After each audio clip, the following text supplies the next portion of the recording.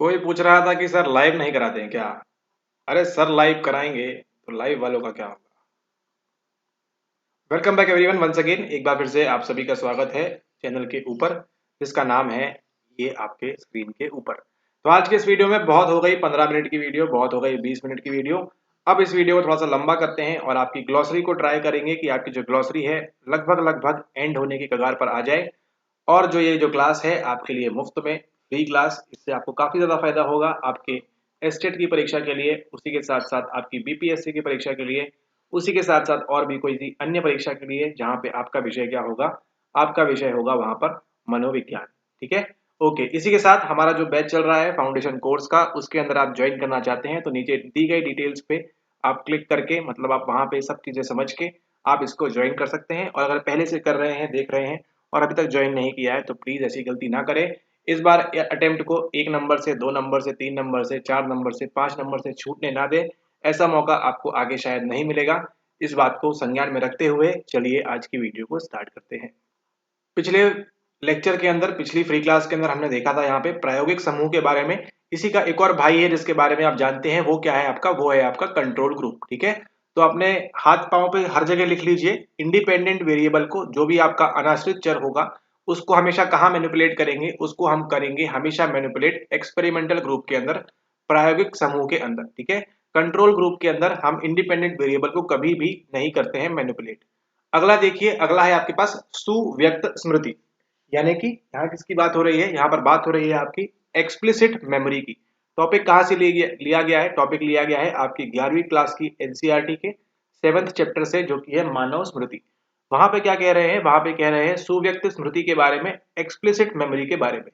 Explicit मतलब क्या होता है, कोई चीज को हम जब प्रदर्शित कर सकते हैं। ठीक है, दो प्रकार की होती है, इसी का एक और भाई मिलता है, वो क्या है, वो है आपकी इम्प्लिसिट मेमोरी, तथ्यों और अनुभवों की स्मृति, जिसे कोई चेतन रूप से जानता है और उसे घोषित कर सकता है, इसे घोषणात्मक स्मृति भी कह सकते हैं। ठीक है, तो किसके अंदर आता है ये आता है आपके डिक्लेरेटिव मेमोरी के अंदर। ठीक है, जो आपकी घोषणात्मक स्मृति होती है, डिक्लेरेटिव मेमोरी होती है, उसके अंदर आता है क्या आपका, उसके अंदर आपका मतलब इसका दूसरा नाम क्या है आपका, इसी का दूसरा नाम है आपका एक्सप्लिसिट मेमोरी। जहां पे क्या कर सकते हैं, आप किसी चीज को डिक्लेयर कर सकते हैं, उसी प्रकार से आप जो है तथ्य है, फैक्ट है, 1947 में हम आजाद हुए थे, ये जो फैक्ट वगैरह की चीजें हैं। और जो आपके अनुभव थे, सुनामी में आपने क्या महसूस किया, ठीक है, 26/11 को आपने क्या महसूस किया, 2001 के आईफिल टावर हमले में आपने क्या महसूस किया, ठीक है, वॉशिंगटन डीसी में जो हुआ, नॉट आईफिल टावर बट हाँ समझ गए आप ना। तो उसको जो हम बता सकते हैं अपने मुख से, जैसे आपको बता रहे हैं हम, क्या हम बता रहे हैं यहाँ पे आपको एक्सपेरिमेंटल ग्रुप के बारे में। तो ये क्या है, ये एक तथ्य है, ये एक फैक्ट है, ये एक कंसेप्ट है, जिसके बारे में हम आपको बता सक रहे हैं। क्यों, क्योंकि ये किस प्रकार की स्मृति में है हमारे, ये हमारे एक्सप्लिसिट मेमोरी के अंदर है ना। लेकिन अब फीते की लेस कैसे बांधना है, जूते के फीते कैसे बांधना है, मोजे कैसे पहनना है, ये हम आपको बता नहीं सकते बोलकर। ठीक है, कि आप पहले पाँव को सीधा रखिए, फिर पैर के पंजे को मोड़िए। ठीक है, इस प्रकार से जो मोजा है उसको ऐसे लपेटिए, ये आपका मोजा है, इसको ऐसे ऐसे ऐसे करके लपेटिए। ये आपको बता नहीं सकते, बताना चाह रहे हैं तो भी दिक्कत हो रही है ना। क्या करेंगे हम, सिंपली अपना पैर उठाएंगे और मोजा पहन के आपको दिखा देंगे, तो जो बच्चा वहां पे सीख जाएगा। ये किसके अंदर आता है आपके, ये आता है आपकी इम्प्लिसिट मेमोरी, इसको हम कहते हैं। ठीक है, इसको आप किस नाम से जानते हैं, इसको आप जानते हैं प्रकार्यात्मक स्मृति के नाम से। ठीक है, प्रकार यानी कि कुछ भी काम का फंक्शन। ठीक है, वेरी गुड। चलिए फिर लाइक कर दीजिएगा। बात करेंगे अगला विलोप, एक्सटिंक्शन के बारे में। ठीक है, किसी अनुबंधित अनुक्रिया का ह्रास यह प्राचीन अनुबंधन में होता है। ये सवाल आपके कहाँ आया था, आपके दिसंबर के पेपर के अंदर आया था। ठीक है, यहाँ पे क्या है, एक्सटिंक्शन है, यह प्राचीन अनुबंधन में होता है, क्लासिकल कंडीशनिंग के अंदर ये होता है जब कोई अनुबंधित उद्दीपक किसी अनुबंधित उद्दीपक का अनुसरण नहीं करता। क्रिया प्रसूत अनुबंधन में तब होता है जब कोई अनुक्रिया प्रबलित नहीं रहती है। ठीक है, यहाँ पे किसके बारे में बात कर रहे हैं, यहाँ पे बात कर रहे हैं आपके एक्सटिंक्शन के बारे में, यानी कि विलोपन के बारे में। एक्सटिंक्शन कब होता है, एक्सटिंक्शन तब होता है क्लासिकल कंडीशनिंग में, और कहां पर होता है, आपके ऑपरेंट कंडीशनिंग में। ठीक है, ऑपरेंट कंडीशनिंग में क्या होगा, जब यहाँ पे क्या नहीं मिलेगा, उसको प्रबलन नहीं मिलेगा। ठीक है, आप अपने बालक बालिका से कहते हैं ये काम आपको करना है, रोज आपको एक टॉफी मिलेगी। ठीक है, एक दिन करेगा, 2 दिन करेगा, आप रेगुलर टॉफी दे रहे हैं, एक दिन क्या होता है, आपके पैसे खत्म हो जाते हैं और आप क्या करते हैं, उसको टॉफी नहीं देते हैं। बच्चा हो सकता है अगले दिन फिर काम कर दे, अगले दिन फिर काम कर दे, अगले दिन फिर काम कर दे, लेकिन एक दिन ऐसा आएगा जब वहां पर वो काम नहीं करेगा। क्यों, क्योंकि जो प्रॉब्लम था, जो रीइंफोर्सर था, उसको यहाँ पर मिल रहा था, अब क्या हो चुका है, यहाँ पे मिलना वो बंद हो चुका है। वहां पे हमको क्या देखने मिलेगा, उसकी जो लर्निंग है, जो अनुबंधन था, वहां पे हमको विलोपन देखने को मिलेगा। ठीक है, ये किस केस में, जब कोई अनुक्रिया प्रबलित नहीं रहती है, कोई भी आपका जो रिस्पॉन्स है वो रीइंफोर्स नहीं रहेगा तभी। ठीक है, और यहाँ पे क्या होगा, क्लासिकल कंडीशन में क्या होगा, जब कोई अनुबंधित उद्दीपक किसी अनुबंधित उद्दीपक का अनुसरण नहीं करता, यानी कि कंडीशन स्टिमुलस तो बजेगा, बेल तो बजेगी, लेकिन बेल बजने के बाद क्या है, डॉग के लिए वहां पे फूड नहीं आएगा। ठीक है, तो जो फूड यहाँ पर है, फूड क्या है, फूड आपका यहाँ पर अनुबंधित उद्दीपक है, यानी कि अनकंडीशनल स्टिमुलस है। इसको चैप्टर नंबर 6 आप पढ़ेंगे तो वहां पे अच्छे से पढ़िएगा इसको। ठीक है, वैसे काफी अच्छे से एक्सप्लेन कर दिया है। आगे देखते हैं, आगे बात कर रहे हैं फीडबैक की। ठीक है, प्रतिप्राप्ति की। ठीक है, हमको भी ऐसी उम्मीद है आप प्रतिप्राप्ति देंगे लाइक शेयर करके। फीडबैक की बात करें, किसी सीखने के काम के निष्पादन संबंधी सूचना, इसे परिणामों का ज्ञान भी कहते हैं। ठीक है, फीडबैक नॉर्मल सी बात है, किसी भी चीज के बारे में फीडबैक देते हैं आप, आपको चीज पसंद आई, नहीं आई, अच्छी लगी, बुरी लगी, भरी लगी, कैसी लगी। ठीक है, अगला देखिए क्षेत्र प्रयोग, चैप्टर नंबर 2 में आपको देखने मिलेगा फील्ड एक्सपेरिमेंट, वास्तविक दुनिया के वातावरण में किया गया प्रयोग, जिसमें परिवर्तियों को किसी तरह संचालित किया जाता है और उनके प्रति प्रतिक्रियाओं का निरीक्षण किया जाता है। आपके जो भी वेरिएबल्स है उसको स्टडी करेंगे कहां पर, आप वास्तविक दुनिया में रियल टाइम में आप देखेंगे। ठीक है, रियल टाइम में आप देखेंगे जाकर कि क्रिकेट मैच में क्या हो रहा है, किस तरह जो है वेरिएबल बॉलर बैट्समैन जो चीजें कर रहा है और उनके प्रति प्रतिक्रियाओं का निरीक्षण किया जाता है। बैट्समैन ने बॉलर को क्या बोला, बॉलर ने बैट्समैन को क्या बोला, क्राउड क्या कर रहा है, क्राउड हल्ला कर रहा है, चीयर कर रहा है, शांत बैठा है, वो सब क्या कर रहे हैं आप वहां पर जो भी रिएक्शन है उनको ऑब्जर्व कर रहे हैं। ये क्या कहलाएगा आपका, ये कहलाएगा आपका क्षेत्र प्रयोग।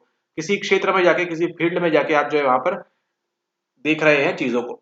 अगला देखिए संघर्ष अथवा पलायन संरक्षण, फाइट और फ्लाइट सिंड्रोम। ठीक है, ये भी क्या है, एक प्रकार का सिंड्रोम है, फाइट और फ्लाइट। यह किसी दबाव के प्रति, दबाव आपको पढ़ने मिलेगा, स्ट्रेस जिनका मॉडल था हेंस सेलिए, मॉडर्न रिसर्च बताए हमको, के प्रति तीव्र प्रतिक्रिया है, जिसमें कोई व्यक्ति दबाव के विरुद्ध लड़कर अथवा दबाव में उद्दीपक से पलायन कर उद्दीपक के प्रति प्रतिक्रिया करता है। ठीक है, यहाँ पे खड़े हैं आप और यहाँ पे सामने आपके कौन खड़ा है, यहाँ पे खड़ा है टाइगर। ठीक है, हद से ज्यादा दबाव के अंदर आप आ गए हैं। अब या तो आपके पास दो ऑप्शन है, या तो यहाँ से पतली गली से आप निकल लीजिए, भाग लीजिए, या फिर इसका सामना करें। ठीक है, ये हो गया आपका फाइट और ये क्या हो गया, ये हो गई आपकी फ्लाइट। आप फ्लाइट लेके निकल लिए वहां से। ठीक है, तो क्या है, आप इमेजिन करके देखिए, आपके सामने यहाँ पे डॉग आ जाता है तो आपकी हालत खराब हो जाती है। आपके सामने टाइगर आ चुका है, आपकी बॉडी से कितना चीजें चेंजेस होंगी, कितने दबाव में आप रहेंगे, कितनी सांसें आपकी तेज होंगी, कितना डाइजेस्टिव सिस्टम वहां पे स्टॉप हो जाएगा, और वहां पर क्या एक्टिवेट देखने मिलता है आपको, सिंपैथेटिक एक्टिवेट देखने को मिलता है। ठीक है, इसका आप यहाँ पर ध्यान रखें। अगला देखिए सूक्ष्म पेशीय कौशल की बात हो रही है, फाइन मोटर स्किल्स की बात हो रही है। यहाँ पर पेशीय कौशल वे हैं जो अधिक सूक्ष्म गतियों से संबंधित है। अंगुलियों का कौशल, ठीक है, अंगुलियों दिया है, उंगलियों का, अंगुलियों का सूक्ष्म पेशीय कौशल। फाइन मोटर स्किल्स क्या है, जो भी आपके पेशीय कौशल है उनकी यहाँ पर बात कर रहे हैं। ये पढ़ने मिलेगा आपको विकास वाले चैप्टर के अंदर। अगला देखिए फॉर्मल ऑपरेशनल स्टेज। इसके पहले आप क्या देख चुके हैं, सेंसरी मोटर देख चुके हैं, प्री ऑपरेशनल देख चुके हैं, कॉन्क्रीट देख चुके हैं। अब क्या आया है आपका, अब आया है चौथी और अंतिम अवस्था जो है आपकी फॉर्मल ऑपरेशनल स्टेज, औपचारिक संक्रियात्मक अवस्था। ठीक है, पियाजे की चौथी अवस्था, जिसमें व्यक्ति वास्तविक कार्य के स्तर पर अनुभवों के संसार से परे जाता है और सूक्ष्म तथा अधिक तार्किक ढंग से सोचता है। यहाँ पे क्या आती है आपकी एब्स्ट्रैक्ट थिंकिंग वगैरह जो है यहाँ पर डेवलप हो जाती है फॉर्मल ऑपरेशनल स्टेज के अंदर। ठीक है, उसके ऊपर नहीं होगी, इसका आप ध्यान रखें। फिर देखिए अगला है मुक्त पुनःस्मरण, फ्री रिकॉल, स्मृति के प्रयोगों में प्रतिभागी द्वारा संचित पदों का किसी भी क्रम में पुनरुद्धार। ठीक है, आपको बोला जा रहा है आपको एनसीईआरटी के पहले से लेके 14-12 चैप्टर जितने भी चैप्टर है उनके नाम लेना है। तो क्या करेंगे, आपको अगर बोला जाए फ्री रिकॉल करिए तो आप इसका नाम पहले ले सकते हैं, फिर 9वें वाले का ले सकते हैं, फिर 8वें वाले का। ये क्या है, यहाँ पे आपका मुक्त पुनःस्मरण है, आप फ्री रिकॉल कर सकते हैं। आपको ऑर्डर वाइज देने के लिए नहीं बोला है। देखिए किसी भी क्रम में पुनरुद्धार आपको करना है, किसी भी क्रम में आपको रिट्रीवल करना है। उसके बाद देखिए यहाँ पे आपकी है ललाट पाली, फ्रंटल लोब के बारे में। आपने अगर जो बैच वाले वीडियो देख रहे हैं उनको देखिए, यहाँ पे फ्रंटल लोब के बारे में क्या लिखा हुआ है, आपने काफी अच्छे से किया है कवर इसको। अग्र मस्तिष्क के ठीक पीछे का प्रमस्तिष्कीय वलकुट का भाग, जो बोलने और मांसपेशियों की गतियों और योजना बनाने तथा निर्णय करने के कार्य को नियंत्रित करता है। ठीक है, जो सभी आपने वही देखा था यहाँ पे भी वही लिखा हुआ है फ्रंटल लोब के बारे में। ठीक है, सबसे आगे होता है आंखों के ठीक ऊपर अग्र मस्तिष्क के ठीक पीछे का प्रमस्तिष्कीय वलकुट का भाग। ठीक है, सेरेब्रल कॉर्टेक्स का ये भाग है, लोग ध्यान दीजिएगा इसको, जो बोलने और मांसपेशियों की गतियों और योजना बनाने तथा निर्णय करने के कार्यों को नियंत्रित करता है। ठीक है, क्योंकि हमको यहाँ क्या देखने मिलती है, मांसपेशियों की गति के साथ मोटर कॉर्टेक्स भी हमको देखने को मिलती है। इमेज में दिखाया था, याद करिएगा। अगला देखिए, अगला बात करें कुंठा के बारे में, फ्रस्ट्रेशन के बारे में। जब लक्ष्य की पूर्ति के लिए की गई जो चीज है आपकी वो प्रॉपरली नहीं होगी तो क्या होगा, आपको फ्रस्ट्रेशन होगा। ठीक है, इसको यहाँ पर आप ध्यान रखें। वाली क्रिया किसी तरह बाधित हो जाती है तो ऐसी स्थिति उत्पन्न होने की संभावना होती है। अगला देखिए फ्यूग अवस्था, फ्यूग स्टेट, ये आपके पीजीटी में आने की संभावना होती है, यहाँ पे आ सकता है। अच्छा सवाल बनेगा यहाँ से बनाना चाहें तो। स्मृति लोप के साथ वास्तविक भौतिक पलायन की स्थिति, यानी मेमोरी तो छोड़ ही दी आपने, उसी के साथ क्या किया आपने, वास्तविकता से पलायन भी कर लिया। व्यक्ति घंटों तक घूमता रह सकता है अथवा किसी दूसरे क्षेत्र में जा सकता है और एक नया जीवन शुरू कर सकता है ना। कई बार देखा होगा आपने मूवी में क्या होता है, यहाँ पे उसके माता और पिता दोनों खत्म हो जाते हैं, फिर क्या करता है यहाँ पे उसकी जो है माता पिता की बहुत बुराई की जाती है। ठीक है, यहाँ पे जो है बच्चा ट्रेन से बैठ के कहाँ जाता है, किसी दूसरे इलाके में जाके अपनी अलग आइडेंटिटी, अलग नाम से क्या करता है, जीवन यापन करना शुरू कर देता है, फिर एक बड़ा आदमी, बड़ा बिजनेसमैन यहाँ पर बन जाता है। किसकी बात कर रहा है, वो बात कर रहा है यहाँ पे फ्यूग स्टेट की। अगर आपने ये वाली मूवी देखी है तो बताइएगा कौन सी मूवी थी ये वाली। ठीक है, ये होती है आपकी फ्यूग अवस्था। स्मृति लोप के साथ मेमोरी का लॉस तो ठीक है, वो पुरानी चीजों को याद नहीं करना चाहता, उसके साथ साथ क्या है, वास्तविक भौतिक पलायन की स्थिति। ठीक है, फिजिकल एक्जिस्टेंस जो है अपना, वो भी वहां पर वो पलायन फ्लाइट कर सकता है वहां से। अगला देखिए प्रकारात्मक स्थिरता, 2-3 बार, हर बार ये सवाल रिपीट होता है, किसके ऊपर, आपके फंक्शनल फिक्सनेस के ऊपर। किसी भी चीज के बारे में केवल उनके सामान्य प्रकारों के संदर्भ में सोचना जो समस्या समाधान के लिए एक बाधा होती है। ठीक है, तो आपकी प्रॉब्लम सॉल्विंग में क्या है, प्रॉब्लम सॉल्विंग में आपकी बाधा क्या है, वो है आपकी फंक्शनल फिक्सनेस। ठीक है, प्रकारात्मकता, स्थिरता। अगला देखिए प्रकारवाद है, फंक्शनलिज्म की बात है, चैप्टर नंबर 1 में पढ़ने मिलेगा। मनोविज्ञान की वह विचारधारा जो मानव मन अथवा चेतना के उपयोगितावादी अनुकूलनपरक कार्यों पर बल देती है। सवाल बन सकता है यहाँ से, सीधा सीधा आपको ऐसे ही पूछ लेंगे, पूछेंगे यहाँ पे क्या है, स्ट्रक्चरलिज्म की बात हो रही है, फंक्शनलिज्म की बात हो रही है, थेरेपीज की बात हो रही है, किसकी बात हो रही है यहाँ पर। ठीक है, फंक्शनलिज्म के अंदर ये होता है। अगला देखिए, अगला है गैल्वेनिक स्किन रिस्पॉन्स, गैल्वेनिक त्वक अनुक्रिया, जीएसआर की बात कर रहे हैं। त्वचा, आपकी स्किन में क्या होता है, त्वचा की विद्युतीय संवाहकता या क्रिया में होने वाले परिवर्तन जो एक संवेदनशील गैल्वेनोमीटर के द्वारा पता लगे जाते हैं। ठीक है, इसको पता करते हैं, आपके हाथ है, यहाँ पे लगा देंगे मशीन और पता करेंगे कैसा क्या करंट यहाँ पर बह रहा है, भाग रहा है। ठीक है, अगला देखिए यहाँ पर, अगला किसकी बात कर रहे हैं, अगला बात कर रहे हैं यहाँ पे जेंडर के बारे में, अगली बात कर रहे हैं यहाँ पर आपके लिंग के बारे में। ठीक है, अब ये कुछ बताने की बात नहीं है, ऐसे पुरुष अथवा महिला होने का सामाजिक आयाम जो है वो क्या कहलाता है आपका, वो जेंडर कहलाता है। अगला देखिए लिंग पहचान की बात है, जेंडर आइडेंटिटी, पुरुष या महिला होने की समझ जो 3 वर्ष की उम्र होने तक बच्चों में आती है। सवाल बन सकता है कितने वर्ष में होती है जीआई, आपकी जेंडर आइडेंटिटी, लिंग पहचान 3 वर्ष में आपकी हो जाती है। ऑप्शन रहेगा 2, 3, 4, 5, 6। एनसीईआरटी के अकॉर्डिंग जो चैप्टर के अंदर दिया है उसके अकॉर्डिंग आप इसको मार्क कर सकते हैं। अगला देखिए लिंग भूमिका की बात करेंगे, जेंडर रोल की बात करेंगे। प्रत्याशाओं का एक समुच्चय जो है निर्धारित करता है कि किस प्रकार महिलाओं और पुरुषों को विचार करना चाहिए, कार्य करना चाहिए और अनुभव करना चाहिए। ठीक है, आज के जमाने में चीजें काफी चेंज हो रही है, लेकिन पढ़ाई के स्तर पर बात करें तो जेंडर का क्या देखिए रोल बना हुआ है कि पुरुष जो है वो ऑफिस जाके काम करेगा और महिला जो है घर में बैठ के खाना बनाएगी। ठीक है, इस प्रकार के जो रोल है, अलग अलग प्रकार के, किस प्रकार से व्यवहार करना है, किस प्रकार से कपड़े पहनना है, सारी चीजें जो है यहाँ पर मैटर करती है। अगला देखिए, अगला जो है आपका वो है सामान्यीकरण के बारे में, यानी कि जनरलाइजेशन के बारे में। वो क्या कह रहे हैं, वो कह रहे हैं सामान्यीकरण, ऐसी प्रवृत्ति जिसमें यदि कोई अनुक्रिया अनुबंधित हो गई हो तो ऐसा उद्दीपक जो अनुबंधित उद्दीपक के समान हो, समान अनुक्रियाएं उत्पन्न करेगा। ठीक है, यहाँ पे किसकी बात कर रहे हैं, सामान्यीकरण की बात कर रहे हैं। इसके पहले क्या देख लिया आपने, आपने देख लिया डिस्क्रिमिनेशन, और अब यहाँ पर क्या देख रहे हैं, डीआईजी। ठीक है, यहाँ पे क्या देख रहे हैं आप, यहाँ पे देख रहे हैं आप जनरलाइजेशन के बारे में, सामान्यीकरण के बारे में। ठीक है, आपका बेल बजता है, उसी जैसा अगर बेल बजा मान लीजिए, और फिर वहां पे जो डॉग क्या करेगा, वो सलाइवा का रिस्पॉन्स दे देगा। इसका मतलब क्या हो रहा है, यहाँ पे सामान्यीकरण हो रहा है। उसके बाद देखिए अगला है आपका जीन, जीन्स की बात करें, आनुवांशिक सूचना की इकाइयां, डीएनए, निर्मित गुणसूत्र खंड, जीन अपने को पुनः उत्पादित करने के लिए और जीवन को बनाए रखने, प्रोटीन के उत्पादन के लिए कोशिका के ब्लूप्रिंट का काम करता है। अगर जो आपने देखा था लेक्चर, हमने दिखाया था इस प्रकार से आपका सेल होता है, अलग अलग प्रकार के होते हैं, ई का दिखाया था, पी का दिखाया था, उस लेक्चर को यहाँ पर याद करिएगा।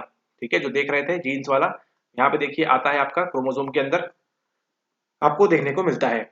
फिर देखिए अगला है गेस्टाल्ट के बारे में। गेस्टाल्ट क्या है, एक संगठित समग्र पूर्ण सूचनाओं के अंश को एक अर्थपूर्ण समग्र में संगठित करने की हमारी प्रवृत्ति, जिस पर गेस्टाल्ट मनोवैज्ञानिक जोर देते हैं। कॉफका, वर्टहाइमर एंड कर्ट लुईन, क्या नहीं, कौन है बता दीजिए कमेंट करके।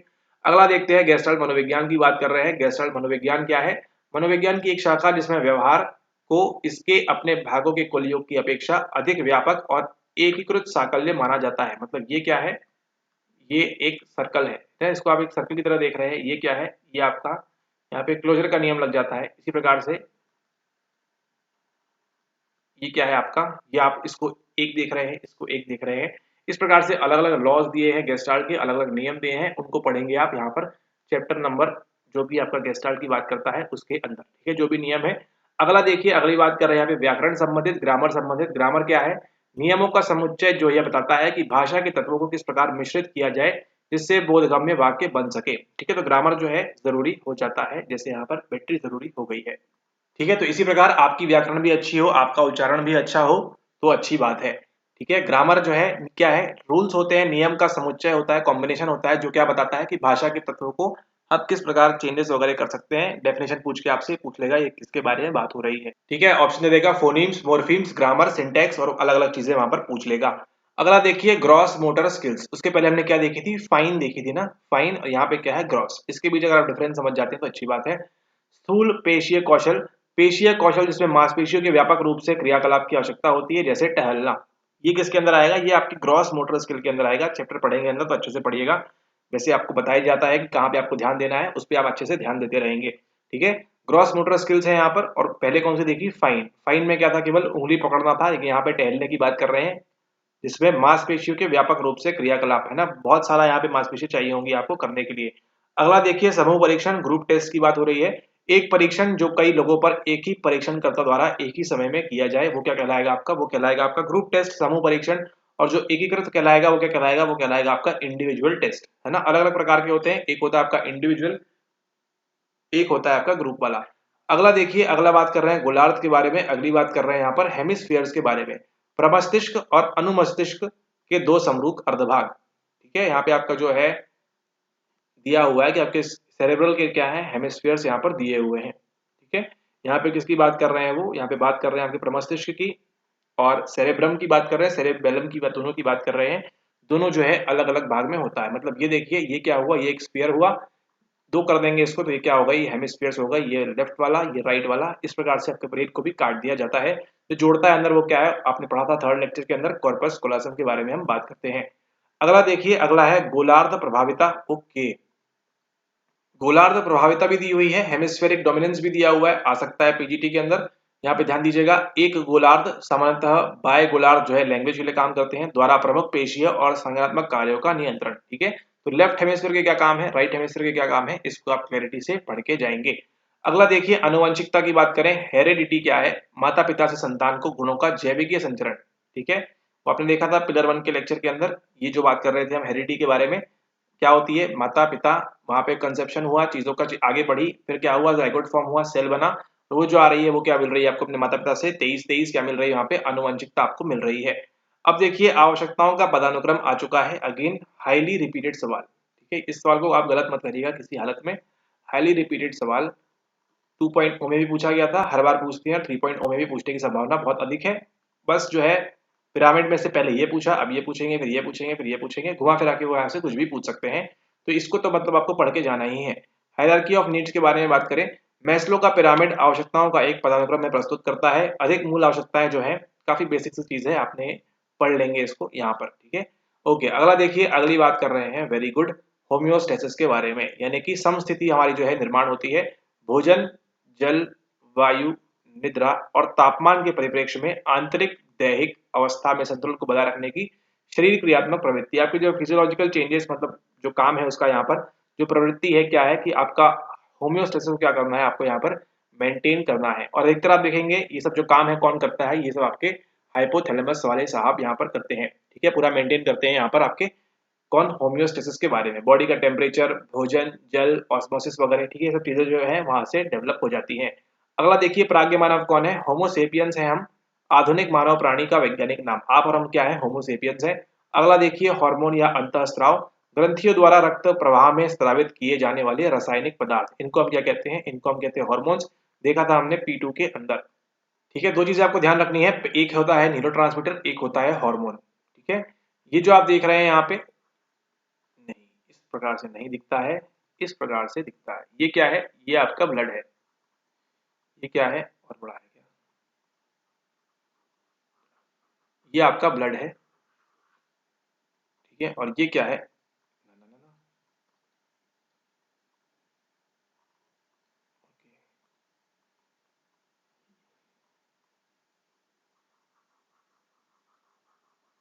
ये आपका ब्लड है। देखिए लाइव क्लास में, खैर जाने दीजिए। ये देखिए, ये आपका ब्लड है, और ये जो आप देख रहे हैं ना, ये जो देख रहे हैं ये क्या है, ये एक न्यूरॉन है। ठीक है, ये एक न्यूरॉन है। अब इस न्यूरॉन के अंदर ये केंद्रक है, यहाँ से आपका एक्शन पोटेंशियल आता जाएगा और यहाँ से आगे बढ़ जाएगा अगले न्यूरॉन N2 के पास में। ठीक है, तो ये जो न्यूरॉन 1 और न्यूरॉन 2 जो खेल रहे हैं आपस में, इनके बीच में क्या ट्रांसफर होता है, इनके बीच में ट्रांसफर होगा आपका तंत्रिका संचारक। ठीक है, इनके बीच क्या ट्रांसफर होगा, इनके बीच ट्रांसफर होगा तंत्रिका संचारक, जिसको हम क्या बोलते हैं, जिसको हम बोलते हैं न्यूरोट्रांसमीटर। ठीक है, ये क्या है, एक तंत्रिका से दूसरे तंत्रिका में जाएगा। लेकिन यहाँ पर किसकी बात हो रही है, यहाँ पे बात हो रही है हार्मोन्स के बारे में और अंतःस्त्राव के बारे में। ठीक है, तो अंतःस्त्राव जो होते हैं, हार्मोन्स जो होते हैं, वो कहाँ आते हैं, धीरे से छोड़ेगा कौन, आपका आपका मान लीजिए थायराइड ग्लैंड से कुछ छूट रहा है या ओवरीज से कुछ छूट रहा है, धीरे से छूटता है कहाँ पे, आपके ब्लड के अंदर। ठीक है, इस प्रकार से फिर जाते जाते जाते जाते बढ़ता है, ये पूरे खून में धीरे धीरे फैलता है और आपके बॉडी में क्या करता है, ये चेंजेस यहाँ पर उत्पन्न करता है। अब ये देखने की प्रक्रिया क्या है, स्लो है। ठीक है, ये क्या हो रहा है, पूरे खून में जाने के लिए स्लो होगा। लेकिन यहाँ पर देखिए N1 से N2 जो है ये फटाफट यहाँ से यहाँ जंप कर जाएगा, आगे आगे पहुंचता जाएगा। तो ये जो होते हैं ये फास्ट होते हैं, ये जो होते हैं स्लो होते हैं। ठीक है, इसको आप ध्यान रखें। अगला देखिए, अगला लिखा हुआ है यहाँ पे वर्ण के बारे में, ह्यू के बारे में, इसको हम बोलते हैं रंग। अगला देखिए ह्यूमनिस्टिक साइकोलॉजी, मानवतावादी मनोविज्ञान। मनोविज्ञान का वह उपागम जो व्यक्ति अथवा स्व और व्यक्तिगत समृद्धि और विकास पर बल देता है। ठीक है, इसको हम क्या बोलते हैं, ह्यूमनिस्टिक साइकोलॉजी बोलते हैं। प्रमुख नाम कौन से हैं, ए मास्लो है और उसी के साथ कौन है, आपके कार्ल जंग है, क्या जंग नहीं है, रॉजर्स है। ठीक है, ह्यूमनिस्टिक साइकोलॉजी वाले कंफ्यूज नहीं होना है। अगला देखिए, अगले की जो हम बात कर रहे हैं, आ चुका है बिग बॉस आपका अधिचेतक। ठीक है, अधिचेतक आ चुका है, हाइपोथैलेमस आ चुका है। थैलेमस के नीचे स्थित एक तंत्रिका संरचना, थैलेमस के नीचे होती है, इसलिए क्या बोलते हैं इसको, हम हाइपोथैलेमस बोलते हैं। ठीक है, क्यों बोलते हैं, जानने के लिए देखिए फाउंडेशन कोर्स के अंदर। ओके, ठीक है, यहाँ देखिए क्या बोल रहा है, जो अभी आपको नीचे समझाया, सेम चीज यहाँ होगी। यह पानी पीने, शरीर के तापमान और रख रखाव के क्रियाकलापों को निर्देशित करता है। यही तो आपको नीचे बताया था वहां पे, किसके बारे में, होम्योस्टेसिस के बारे में। तो बॉडी में होम्योस्टेसिस कौन मेंटेन करता है, अधिचेतक। यही सवाल था आपके पीजीटी 2.0 के अंदर। ठीक है, इसके लिंकिंग करके पढ़ना आपके लिए बहुत जरूरी हो जाता है। पीयूष ग्रंथि में अंतःस्राव को नियंत्रित करता है, आपकी पिट्यूटरी ग्लैंड में क्या करता है, नियंत्रित करता है, पोस्टीरियर वाले में, एंटीरियर वाले में, और संवेगों तथा अभिप्रेरणा से संबंध रखता है। ये किसका काम है, आपके हाइपोथैलेमस का काम होता है। अगला देखिए, परिकल्पना या प्राकल्पना की बात करें, हाइपोथेसिस की बात करें, किसी शोध प्रश्न के उत्तर में दो परिवर्तियों के बीच संबंध का एक अस्थायी कथन। दो प्रकार के होते हैं, एक होता है आपका अल्टरनेटिव हाइपोथेसिस, एक होता है आपका नल हाइपोथेसिस। हमारा काम क्या है, नल को रिजेक्ट करना है और इसको एक्सेप्ट करना है। इसी के अंदर आपको जो है दो देखने मिलते हैं, ये आपको देखने मिलता है टाइप 1 एरर, एक आपको देखने मिलता है टाइप 2 एरर। एस्टेट पीजीटी दोनों के लिए इंपॉर्टेंट हो जाएंगे एरर्स, इनको आप अच्छे से पढ़ के जाएं। अगला देखिए, अगले बात करें हम आइडेंटिफिकेशन के बारे में, यानी कि तादात्म्यकरण के बारे में। तादात्म्य क्या है, किसी व्यक्ति द्वारा अपने स्व को दूसरे व्यक्तियों के साथ संबंध करने और उनकी विशेषताओं या दृष्टिकोण को स्वीकार करने की प्रक्रिया को हम क्या कहते हैं, यहाँ पर इसको हम कहते हैं आइडेंटिफिकेशन। अगला देखिए, पहचान बनाम भूमिका संभ्रम, आइडेंटिटी वर्सेस रोल कंफ्यूजन कब होती है, ये होती है आपके एडोलेसेंस में, किशोर अवस्था में। ठीक है, ये आपके लिए इंपॉर्टेंट हो जाता है हमेशा, ये चीज आपके लिए साइकोलॉजी में हमेशा इंपॉर्टेंस रहेगी। एरिक्सन की विकासात्मक अवस्था, जिसमें किशोर इस तरह के द्वंद्वों का सामना करता है कि वे कौन है, वे क्या है और जीवन में वे कहाँ जा रहे हैं। ठीक है, ये कौन सा स्टेज है आपकी, आइडेंटिटी वर्सेस रोल कंफ्यूजन। 8 प्रकार की स्टेजेस हैं, उनको आप अच्छे से कवर करेंगे। अगला देखिए, अगली बात हो रही है यहाँ पे प्रदीप्ति के बारे में, इल्यूमिनेशन के बारे में। सृजनात्मक प्रक्रिया, देखिए स्टेज दी हुई है यहाँ पे, निमोनिक क्या है, पिन्निल वे, जब आप पढ़ेंगे 12th क्लास के अंदर। ठीक है, सृजनात्मक प्रक्रिया की एक अवस्था, विचार, समाधान और नए संबंध उभरते हैं और समस्या से संबंधित सारे तथ्य यथास्थान आ जाते हैं। कौन सी स्टेज के अंदर, प्रदीप्ति के अंदर। जब पढ़ेंगे आप 12th क्लास की एनसीईआरटी, वहां पर आपको पढ़ने मिलेगा इल्यूमिनेशन के बारे में। अगला देखिए, प्रासंगिक अधिगम, इंसिडेंटल लर्निंग, ऐसा अधिगम जो सुचिंतित अथवा ऐच्छिक ना हो, जो संभवतः अन्य असंबद्ध क्रियाकलाप के फलस्वरूप प्राप्त किया गया हो। ठीक है, आप तो जो इस चैनल पे आए हैं, जो ज्वाइन किया है, देख रहे हैं, कैसे हुआ है, वो आपकी इंसिडेंटल लर्निंग से हुआ है ना। जिनका डायरेक्ट पहले आ गए थे उनकी अच्छी बात है, लेकिन मान के चलिए ऐसा आपने सीख रहे थे, आप कुछ देख रहे थे, देखते देखते आपको जो है एक अच्छी वीडियो देखने मिली, आपने क्लिक किया इस पे और आप यहाँ पे आप सीधे वो सीख रहे हैं आज। कैसा है, प्रासंगिक अधिगम है। ठीक है, आपने पहले से सोचा नहीं था कि वीडियो देखना है, ऐच्छिक भी नहीं था, है ना, जो संभव था अन्य असंबद्ध क्रियाकलाप के फलस्वरूप प्राप्त किया हो, जस्ट एग्जाम्पल समझाने के लिए था आपका यहाँ पर। ओके, इल्यूमिनेशन भी देख लिया, इंक्यूबेशन भी देखिए, यहाँ पर दिया हुआ है उद्भवन के बारे में। सृजनात्मक प्रक्रिया में एक अवस्था जिसमें सचेतन स्तर पर प्रगति प्रकट नहीं होती, जबकि अचेतन मन किसी विचार या समाधान पर कार्य करता है। ठीक है, यहाँ पे क्या हो रहा है, अचेतन मन जो है आपका वो काम कर रहा है किसी समस्या के समाधान के ऊपर। बता ही देते हैं यहाँ पर, देखिए जब आप पढ़ेंगे क्रिएटिविटी के बारे में, जब आप पढ़ेंगे सृजनात्मकता के बारे में जब आप पढ़ेंगे, तो वहां पे आपको पढ़ने मिलती है 4 स्टेजेस प्रमुख तौर पर। पहली होती है आपकी प्रिपरेशन, तैयारी। फिर आपकी ये देखने मिलती है इनक्यूबेशन, जो भी आप देख रहे हैं उद्भवन के बारे में। फिर आपको देखने मिलती है वहां पे इल्यूमिनेशन, ठीक है। और फिर आपको क्या देखने मिलती है, अंततः आपको देखने मिलती है वेरिफिकेशन। इसको अच्छे से पढ़ के जाइएगा, याद करिएगा, कि हो सकता है पीजीटी में भी रिपीट ना हो, क्योंकि लास्ट टाइम ये पूछ चुके हैं 2.0 के अंदर। ठीक है, इसका निमोनिक क्या है, निमोनिक है यहाँ पे आपके लिए पिन इल्वे, ठीक है, या फिर पिन लाइव, जैसे भी आपको याद रखना है, आपको जैसे याद रखे। ठीक है, कैसे बनेगा, यहाँ पे देखिए क्या किया हमने, चंकिंग की है। ठीक है, पी से पी हो गया, इन इल वे, प्रिपरेशन, इंक्यूबेशन, इल्यूमिनेशन, वेरिफिकेशन। इस प्रकार से आप याद करें। और याद करने के लिए एक गाना भी है यहाँ पे, तो आप जो जाके देख सकते हैं, एक शॉर्ट डला है यूट्यूब पे, सीरीज ऑफ क्रिएटिविटी करके, वहां से जाके आप उसको देख सकते हैं और इसको और क्लैरिटी से अपने दिमाग में इंसर्ट कर सकते हैं। चलिए आगे इंसर्ट करते हैं यहाँ पे अनाश्रित परिवर्तक के बारे में, इंडिपेंडेंट वेरिएबल के बारे में। अरे सर, अभी तो आपने बताया था कि इंडिपेंडेंट वेरिएबल को क्या करते हैं हम, मैनिपुलेट करते हैं। हम जीवन में किसी को मैनिपुलेट नहीं करेंगे, केवल किसको करेंगे, केवल इंडिपेंडेंट वेरिएबल को हम मैनिपुलेट करेंगे, प्रयोगकर्ता द्वारा यह देखने के लिए कि प्रहस्थित घटना या स्थिति का किसी दूसरी घटना या स्थिति पर कोई पूर्व कथनीय प्रभाव होगा या नहीं। ठीक है, यानी कि हम क्या कर रहे हैं, इंडिपेंडेंट वेरिएबल को हम मैनिपुलेट करते हैं हमेशा, वही यहाँ पर बात कर रहे हैं।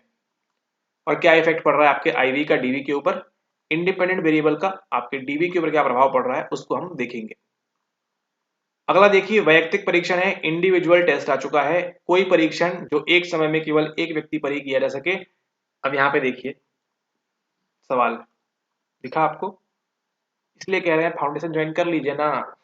ठीक है, दिख रहा सवाल आपको यहाँ पे, स्टैनफोर्ड बिने तथा वेशलर बुद्धि परीक्षण वैयक्तिक परीक्षण के उदाहरण है। पूछ लेगा पीजीटी के अंदर तो फंस जाइएगा, समझ रहे हैं ना, ध्यान दीजिए यहाँ पर इस बात को।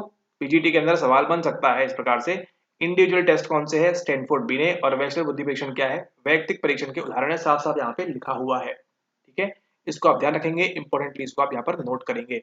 चलिए अगला देखते हैं यहाँ पे आगमनात्मक तर्कना के बारे में, इंडक्टिव रीजनिंग के बारे में। वह तार्किक प्रक्रिया जिसके द्वारा विशेष घटनाओं से सामान्य सिद्धांतों तक पहुंचा जाता है, दो प्रकार की होती है, डिडक्टिव एंड इंडक्टिव, इसके बारे में आप ध्यान रखें।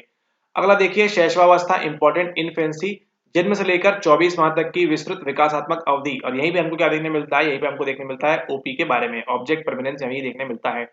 यहाँ देखिए क्या लिखा है, सूचना प्रक्रमण उपागम के बारे में, इंफॉर्मेशन प्रोसेसिंग अप्रोच के बारे में। एक उपागम जिसका इन बातों से संबंध है, व्यक्ति अपने जीवन संसार के बारे में सूचना है किस तरह प्रक्रमित करता है, किस प्रकार सूचनाएं हमारे मन में प्रवेश करती हैं, मतलब किस प्रकार से प्रोसेसिंग हो रही है किसी चीज की। अब इतना तो समझते हैं आपकी प्रोसेसिंग होती क्या है, किसी चीज को करना, ठीक है, और करेंगे कहाँ पे, आपके ब्रेन में करेंगे। अगला देखिए, अगला सवाल आपको है सुविज्ञ सहमति यानी कि इन्फॉर्म्ड कंसेंट। ठीक है, इन्फॉर्म्ड कंसेंट क्या है, व्यक्ति या रोगी, जो आपका सब्जेक्ट होगा या क्लाइंट होगा, कि प्रयोगात्मक अथवा चिकित्सीय प्रक्रिया की प्रकृति और संभावित खतरों की समझ के आधार पर उसके साथ अनुबंध यहाँ पर बनाना। ठीक है, आप बता देंगे कि आपके साथ ये होने वाला है, इस प्रकार से। अगला देखें, उपक्रम बनाम ग्लानि की बात कर रहे हैं, इनिशिएटिव वर्सेस गिल्ट की बात कर रहे हैं। ठीक है, एरिक्सन की विकासात्मक अवस्था, जिसमें विद्यालय जाना शुरू करने वाले बच्चे के सामने एक विस्तृत सामाजिक दुनिया होती है और उसके समक्ष यह चुनौती होती है कि क्रियाशील प्रयोजन युक्त व्यवहार विकसित करे ताकि इन चुनौती से निपटा जा सके।